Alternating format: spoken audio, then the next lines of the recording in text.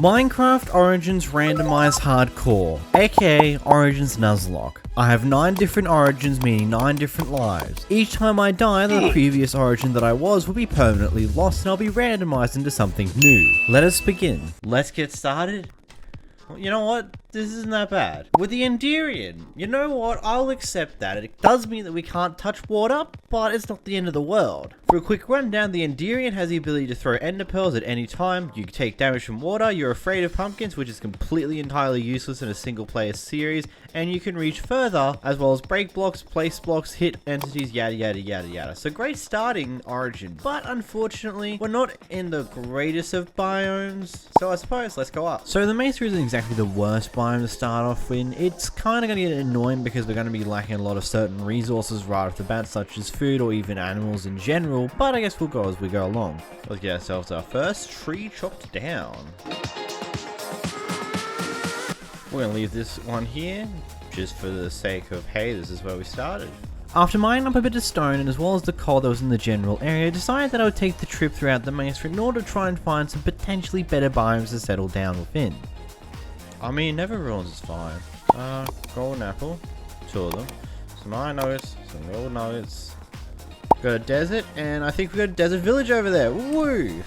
Oh, and I can see a savanna just on the other side of it, as well as a plains biome by the looks of it. Absolutely perfect. By the time I finally made it to this desert village, it was coming up to night time, so after gathering up some hay and giving myself some food and consuming that, I decided to finally head to bed for the night and close off day 1. There's this nice little green valley area, which actually looks really nice. It's close proximity to a huge collection of biomes. You know, I want to build in that little area there. It's really good. More bread, food's food. After exploring the village for a little bit and discovering all of its little secrets... Oh, is this what... Oh, I've never seen one of these in a desert village before. That's cool. I then head into the mines to start finding some more bits and pieces such as coal and maybe potentially iron if I can find any. That is unfortunate, really. I mean, I'll take the copper, but I really was hoping for some iron down here. A nice mountain off Savannah Mountain off to the distance, which is pretty decent. Well, that's not bad. Yeah, I can see the top of jungle trees over there, so we've definitely got a pretty decentable size of a jungle just off in the distance there. So this is definitely a really good spot to make my home. After failing to find any form of caves with iron, I decided to start exploring into the jungle area just a little bit. I suppose we shall go up to the little jungle over here to see what we have installed. This is actually a pretty sizable jungle. And you've also got this big open patch of what looks to be the jungle biome based upon the grass textures, but it's not really jungleized by the sheer amount of the lacking of wood in this area. Seriously, we go all the way down, there's no iron. After a little bit of exploring, I find a cave with iron. Well then, random cave, we found ourselves some iron acquired. It's actually a decent amount too. Is there anything else down in this cave? You know what, before I go any further, let's do some things. So first off, we're going to want to grab a good old furnace boy. Boop, boop. We have got ourselves a shield. That is some really good progress in my personal opinion. We've got our shield. We've got a form of defense now as we explore. So we're not going to be entirely vulnerable.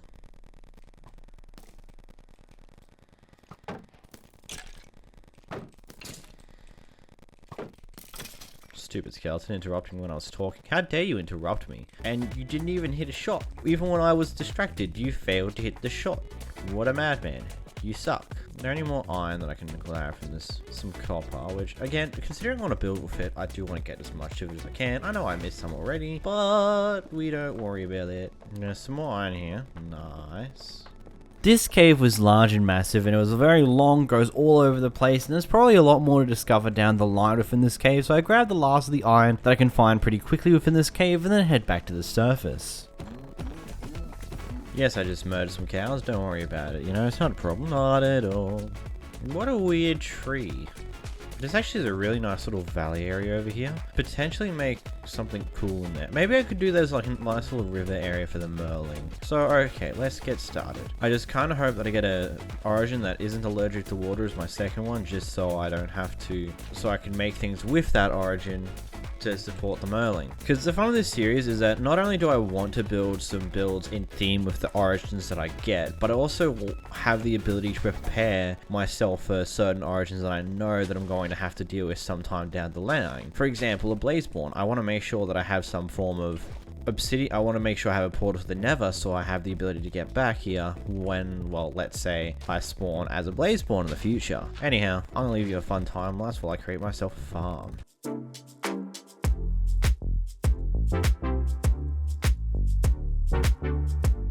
Pretty short time lapse, isn't it?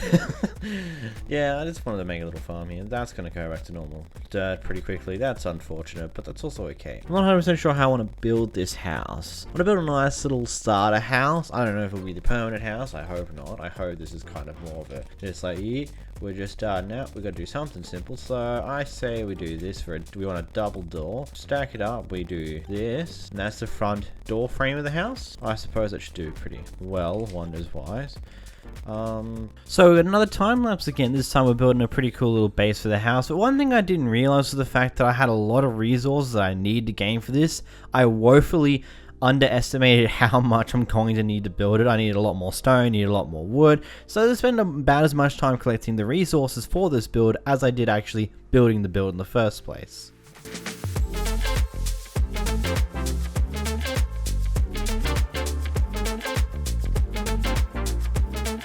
Well then, I suppose it's our little hut thing. Oh no, I like the look of this. Oh, you're... I just picked up on something I completely missed. Then that looks a lot better. Oh my god, I cannot believe I almost left my roof slightly off center. In the middle of that, I accidentally put this wall against this actual bit of wood at the back here, rather than being at the same one block back as this side is. Yeah, I almost stuffed it like a few different times. Okay, don't question me. I like the look of this build. So, like, it's a nice open build. It's going to be a good spot to have a million different chests containing all of our shenanigans, and it's going to be a good spot to have this and that, and it's just going to be nice. Nice little house. So that's now 3 out of the 4 different things that I wanted to achieve in day 1. We've got ourselves a source of food, such as the farm. We've got ourselves a building to live in, the big house. We've got ourselves a shield, especially early, because that's going to be super useful. Now we want to get a full set of armor. Anyhow, now we've got that little section done. Now, what I want to do is I want to get enough iron so we can craft ourselves a full set of iron armor, as well as getting ourselves some more iron tools. So this is where we head back down into the caves from before, where we found some of the iron, to explore a little bit more to see if we can get more. I see diamonds. Oh, that's a bit unfortunate. One more, please, so I can... Now that I've done that once, I can't have to do it to all of them. I actually did it once. That's unfortunate. Pick now. Boop. We've now got ourselves an iron sword, which is going to be supremely useful. I suppose we got to mark the fact that this is the first pickaxe that was made. We don't want to... I like collecting little memento thingos, so we want to keep that. I'll go take a bed from the village so I can sleep in case I come out at night time. Whoever's bed this is, you've been robbed. Back in the underground we go, about to go some mining holes. One would get dizzy going around this cave system because it just keeps spinning round and round and round. Round and round, all the way around, all the way up, all the way down. That's a big open chasm. That's actually a bit of an interesting idea. I'm not 100% sure how I feel about going into something like that, to be honest. I don't see a skeleton. Do I do it? Now, I have the ability to use an E-Pearl from my kit to go down there, then immediately come back up, but I don't feel like it's a great idea to risk it, especially considering from what I can see, it's a pretty big open area. There's at least a skeleton. I can hear some zombies and other mobs around. It's most likely a very huge risk. Whilst I could probably get back out quickly with an E-Pearl, it may go horribly wrong too. Should I grab this first? I'm sorry, I don't think I'm in a position where I can jump down to a big open chasm like that. I can attempt to quickly get out with my pearls, but I don't know how well that situation would go. I think I want to make sure I have more. I want a full set of iron armor before I do that, because otherwise that is way too risky of a play to do. Because like what, we'll be jumping down to a big open area with God knows how many mobs sitting around it. That should be enough iron to do what I want to do. This is now the point where I just go. So there's a few big rules that I've put in for this series, and one of the biggest ones that I feel like will change the dynamic of how this all plays out is my no totems. This is just a personal thing to me because I feel like it makes a hardcore series more, well, hardcore when you have no access to totems or they're not allowed, just for the sake of it makes things a little bit more interesting. I'm gonna actually have to play a little bit smarter in order to make sure that I don't accidentally do something that gets me killed, instead of having a free, accidental, stupid moment and go like, oh well, I have a totem, I live. And that's one thing I'm gonna do with this series, mainly because otherwise I won't lose the origins that I sit as. It makes it less fun that way. Another fun thing is that I'm going to have to actually rely on my own building possibilities to make builds for once. The main idea to this series is that I'm trying to use it in order to push myself to play survival Minecraft again. It's one of the biggest things that I just haven't done for a very long time. Even though I've literally been a Minecraft YouTuber for almost 2 years at this point, I've barely played any survival Minecraft. Even any of the modded series or anything along those lines, they typically last maybe a few hours, then I get bored of it or I lose motivation to do things, yada yada yada. This is kind of me attempting to come up with a pretty cool idea. Yes, this is based off of the Afterlife SMP's idea. Granted, I believe I've had this concept in my mind for a little while now, and I just haven't really wanted to do it. The Afterlife SMP kind of pushed me into doing something along these lines. I just now wanted to come up with a better name. Mainly because I want to do more than just simple origin showcases, but I also want to make content that I know you guys will actually enjoy. It's time to make ourselves a boot, the armor to fully kit us out. And that is it, everybody. If you did enjoy this video, make sure to hit that like button down below. Let me know in the comments down below how you're thinking about this series so far, whether you're going to enjoy it, whether you're going to like it, what you want to see, yada yada yada, the things along those lines. But until next time, guys, see ya!